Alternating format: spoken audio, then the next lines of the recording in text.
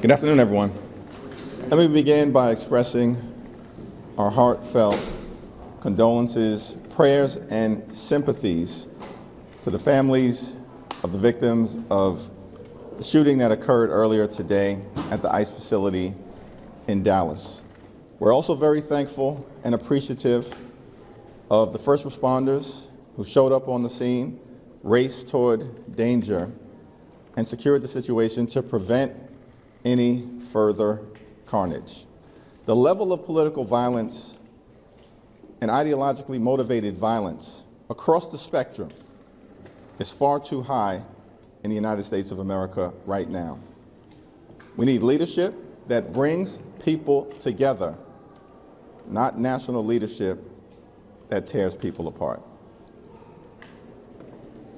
We are here today in the Capitol, ready to get to work, ready to meet with anyone, anytime, any place, in order to avoid a painful Republican-caused government shutdown. We will partner in a bipartisan way to try to find common ground in order to enact a spending bill that actually meets the needs of the American people. Democrats do not support the partisan Republican spending bill because it continues to gut the health care of the American people. Republicans have launched an all-out assault on the health care of everyday Americans, the largest cut to Medicaid in American history. Millions of people throughout urban America, rural America, small-town America, and the heartland of America, along with black and brown America, losing coverage. The Affordable Care Act is under assault by Republicans who refuse to extend the tax credits, and as a result, at least 20 million Americans are going to experience dramatically increased health care premiums, co-pays, and deductibles. Medicare will face a $536 billion cut at the end of this year if Congress doesn't act because of the Republican one big ugly bill. All across the country, hospitals, nursing homes, and community-based health clinics are closing, including in rural America, because of the Republican health care crisis. And Republicans have effectively ended medical research in the United States of America, including terminating research for children with cancer. This is an immoral assault on the health care of the American people. And that's why Democrats have drawn a line in the sand. We will work together, sit down, meet anytime, any place, with anyone in order to avoid a Republican-caused government shutdown and in order to decisively address the Republican health care crisis that is devastating the people of the United States of America. Questions? Mr. Leader, at this point, with no talk scheduled, do you just anticipate this to be on a cruise control toward a government shutdown? Republicans have clearly demonstrated they want to shut the government down. Throughout this process, an intentional decision was made by Republican leadership in the House and the Senate not to have a single conversation with Democrats. They're not even pretending as if they want to find common ground. Donald Trump agrees to our demand on Saturday to hold a meeting in the Oval Office to try to avert a government shutdown. The meeting is set on Monday for later on in the week, and then Donald Trump wakes up Tuesday morning and goes on an unhinged rant and cancels the meeting. Why? Because he doesn't want to discuss the Republican health care crisis, and they've decided to shut the government down. And on top of all of that, Mike Johnson cancels votes that we were scheduled to have next Tuesday and next Monday in immediate advancement of a possible government shutdown, decides that There's no need for us to be in town. I mean, that's all outrageous, and it points to one thing. Republicans have decided to shut the government down. What do you think got to this? What do you think got to the president? When was the last time that you spoke to Speaker Johnson about the shutdown mission? We spoke briefly last week about the logistics around the government funding vote, but had no discussion about substance. If Republicans were to include an ACA funding extension in the CR, would that be sufficient to win your support? We have to have a conversation with Republicans in order to work toward decisively resolving the healthcare crisis that they've created. And part of that healthcare crisis relates to the Republican refusal to extend the Affordable Care Act tax credits. America is already too expensive. Electricity bills are skyrocketing, housing costs are skyrocketing, grocery prices are skyrocketing. The Trump tariffs are causing increased expenses to the tune of thousands of dollars per year for everyday Americans. And now we're facing this healthcare crisis caused by Republicans that is going to result in increased healthcare premiums, copays, and deductibles that may cost some Americans thousands of dollars a year in additional costs. Jeffries, when it comes to the health care, does it need to actually be a provision within a bill, or would it be enough for Johnson and Thune to verbally commit to working with you to extend the ACA tax credit? I have a very forward-looking, positive, and communicative relationship with Speaker Mike Johnson, but there's no trust that exists between House Democrats and House Republicans at this particular point in time, given the fact that they've consistently tried to undermine bipartisan agreements that they themselves have reached. Any agreement related to protecting the health care of the American people has to be ironclad and in legislation. If the government were to shut down, what leverage do Democrats have at that point? Republicans control the House, the Senate, and the presidency.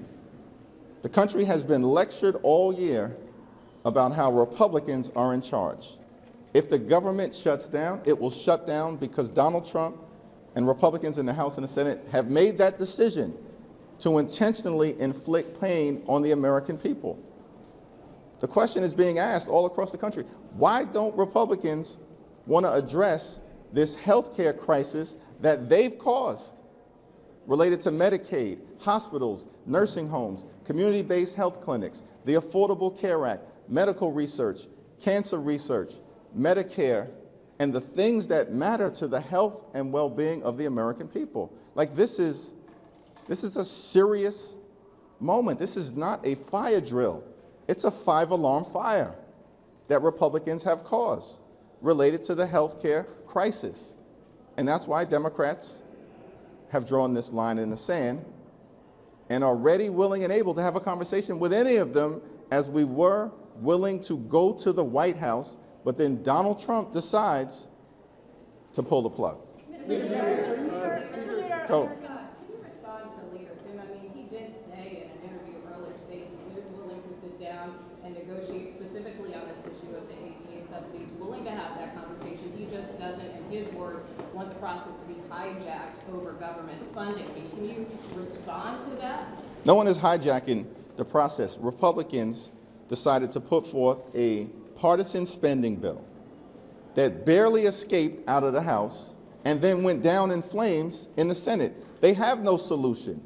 Republicans have no path forward. There is no viable bill. And so the only path forward at this moment is for us to have a bipartisan conversation as to a spending bill that would actually meet the needs of the American people. And we were on track to have that conversation in the White House until Donald Trump and the Republicans backed out. They're running scared. They have no defensible position. And that's why, unfortunately, they're marching us to a government shutdown. Mr. Leader, what precisely is partisan about the Republican bill? Democrats did not support the spending agreement in March. in the House of Representatives and overwhelmingly in the Senate, because it represented, at the time, an attack on veterans, an attack on housing, an attack on nutritional assistance, and an attack on the health care of the American people at the time. That's why the bill did not receive support from House Democrats, with one exception, in March. So the legislation that they've put before the House and now the Senate in a take it or leave it fashion is just a continuation of a dirty spending bill that we did not support in March. But Mr. Leader, this is a bill that would temporarily fund government. There are not the traditional riders that we see about policy on it.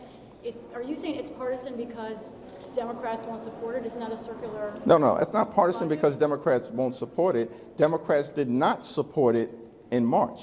We did not support this bill. Why is this one that would be temporary funding through the end of November, why is that partisan? It's partisan because it didn't have the votes in the House in a bipartisan way. There was no conversation, there was no discussion, there was no effort to actually sit down and figure out what type of spending bill would meet the needs of the American people. The notion that we're supposed to accept that this is a clean continuing resolution is a joke. It's not, it's dirty, for a wide variety of reasons. What are those reasons? I explained it repeatedly, and it continues the assault on the health care of the American people. Those are the old Biden spending levels that the Democrats support. They are not the Biden spending levels. Let's be clear about that. The Biden spending level, that's another Republican talking point. The Biden spending levels were agreed to by President Joe Biden in the December continuing resolution.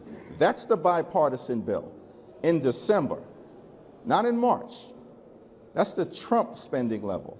And the notion that anyone would just accept the statement that those are Biden spending levels, when it's very easy to take a look at the bill in December that was passed with bipartisan margins and signed into law by then President Joe Biden, and the bill in March that was jammed down the throats of the American people in a very partisan way and signed into law by Donald Trump. Don't accept that idea that it's the Biden spending numbers when the facts say exactly the opposite. Do you and Leader Schumer plan to make another request for them, or are you waiting for them to come to you? I expect to have a conversation with Leader Schumer at some point later on today. We've been in close contact with each other.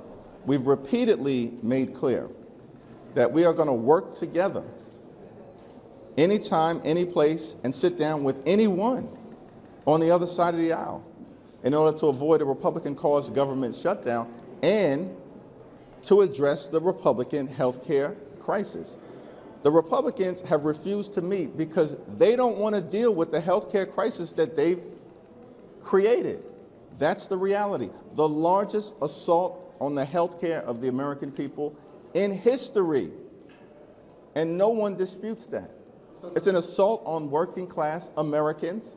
It's an assault on urban America, an assault on rural America, an assault on small town America, an assault on the heartland of America, and an assault on the health care of black and brown Americans all across the country.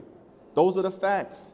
That's why we're standing up in defense of the health care of the American people. Our message is simple. Cancel the cuts, lower the costs, save health care. Thank you, everyone. Thank you. Is there any back channel with the White House at all, Mr.